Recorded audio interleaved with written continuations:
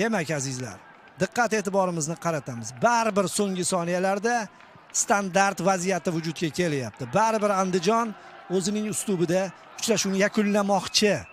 Niyati shunaqa. Endi qanday bajaradi? Buni mana bu vaziyatlar ko'rsa. Lekin bo'ydor futbolchilar hali ham bor ichkarida. Bubayne ham bor.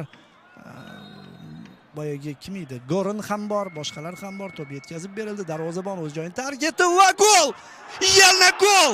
Yana gol azizlar! Yana Andijon 94-daqiqada g'alaba golni kirityapti. Men o'z va'da bergandim, bugun Andijon oxirgi daqiqalarda gol kiritsa xonadan chiqib ketaman deb. Eshikni qulflab qo'yishibdi. Chiqa olmayapman. Bu qanaqasi? Bu qanaqasi? Tottenham ham xijolat. Endi Real ham xijolat. 3 ta comeback va hozir ham Andijon sho'rtandan mana shunaqa o'zining uslubida Kumikov. Men bu murabbiyning o'rnida jinni bo'lib qolardim, boru. 3 ta g'alaba, hammasi standart vaziyatlardan so'nggi soniyalarda kiritilishi. Turishini qarang, rostdan ham Ancelottiga o'xshar ekan. Ko'raylikchi, ikkinchi qavatda yetib, va bo'ydor futbolchilarning katta sahnaga chiqdi. Yana Erkinov va Shahboz o'tgan uchrashuvda golli vaziyatni vujudga keltirishda xizmat qilgan edi. Hozir esa nuqtada zo'r o'ynadi.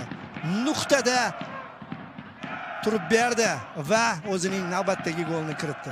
Bu navbatdagi goli Andijon futbolchilarini peshqadamlikka olib chiqyapti. 14-17 ochko bo'lyapti. Buxorodan ham, Turondan ham jamoa onlayn jadvalda o'tib ketyapti. Va endi oxirgi daqiqalarni andijonlik futbolchilar qanday o'tkazishlarini bilishadi. Tugadi. Dahshatli comeback. Comeback mas'ul, lekin so'nggi soniyalar Ramos time deysizmi, boshqacha time deysizmi?